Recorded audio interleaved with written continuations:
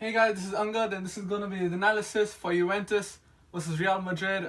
Juventus were at home. The game finished 3-0, an amazing year for Real Madrid and included a world-class goal, probably one of the best in the Champions League.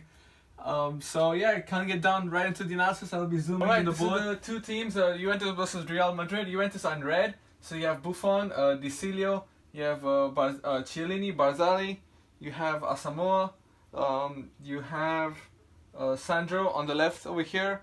You have Bentancur, I'm hoping I'm getting the pronunciations right.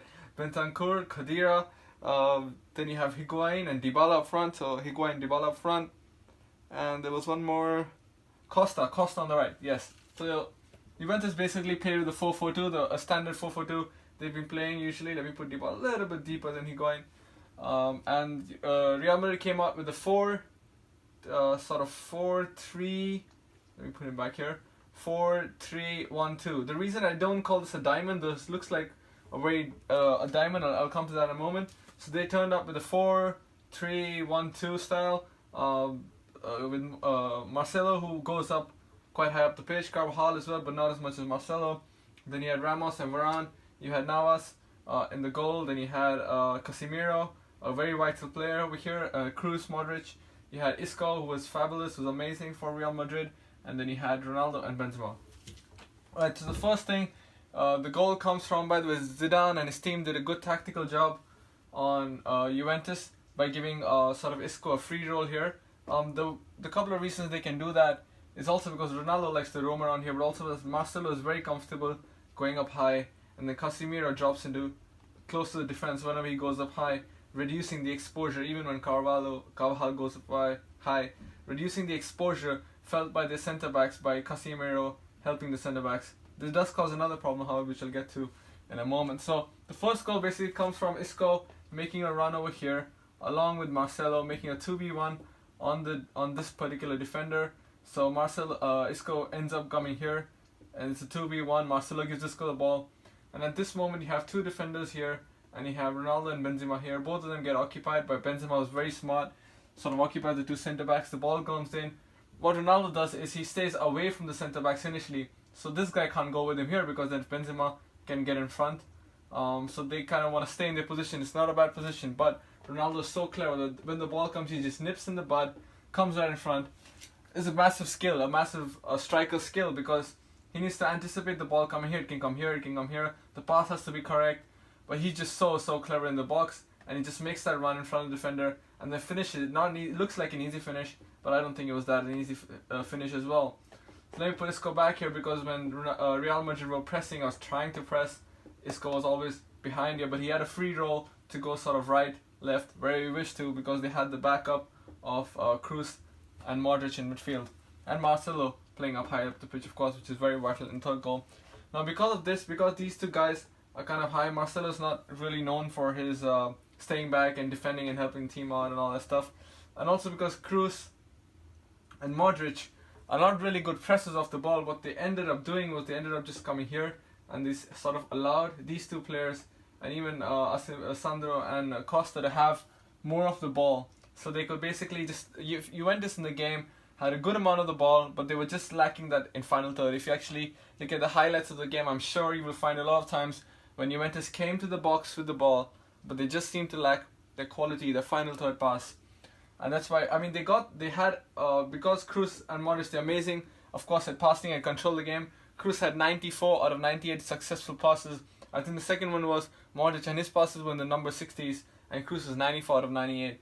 A huge, amazing control of the game. But at the same time, Juventus have plenty of the ball in midfield because they play a nice little 4-4-2. They circulate the ball, not with much pressure from anywhere from Real Madrid, but Real Madrid defended really well. They stuck to their positions, and they didn't let Juventus create many clear-cut chances. But I think Juventus is more blamed to that, as their final passes were also missing. The second goal is just pure genius from Ronaldo. It's just amazing, what a goal. I don't think I even want to analyze that goal. So it was just, that's an overhead kick. Initially, yes, they made a mistake. Ronaldo got the ball. Buffon made a great save. Ronaldo teed it off. Buffon made a great save, And then, you can argue the tactical point then, but Juventus are back in position by then, and Ronaldo turns up over here, and just what a goal, what a goal. So I'm moving on to the third goal, because second goal, it's just amazing. I think we should just watch, not much analysis required. For the third goal, it's the usual suspect Marcelo, who moves up high up the pitch, and this time he gets it on inside. Actually, Juventus are in a really good position to defend when Ronaldo gets the ball here, and Marcelo makes a run. Actually, Chiellini is in a very good position to be with Marcelo, but Marcelo just essentially beats him, right? Because you have they're trying to restrict the pass here. Chiellini is with Marcelo, but he just nips in the bud, and clearly just doesn't stay with him. I think he tries to bring him down, but he knows he can't. It's the penalty box, but it's just Marcelo's fox in the box sort of thing. He's just like, he makes runs all the time, with Ronaldo playing assist through, and Chiellini just misses him, and he goes through there. So what really impressed me about Real Madrid was their defending, really.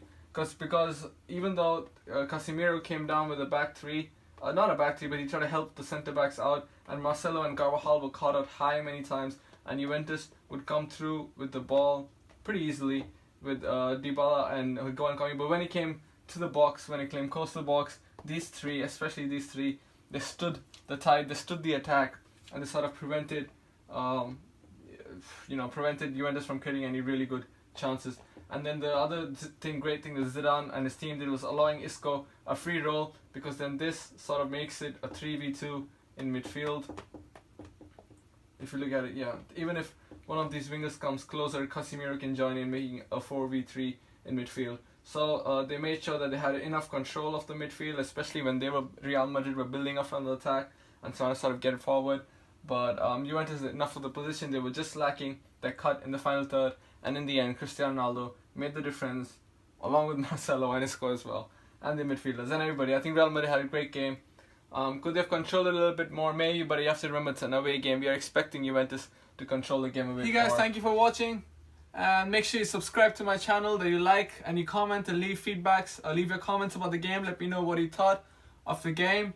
Real Madrid are pretty much going to be go to the finals. Let's see what happens in the other leg, but it'll be a formality, and they might even reach the finals yet again for a third year in a row, and that will be crazy, especially if they win it. So just like, comment, share, subscribe. Just leave your feedback. Definitely appreciate any comments that I get, and thank you for watching as always. Take care.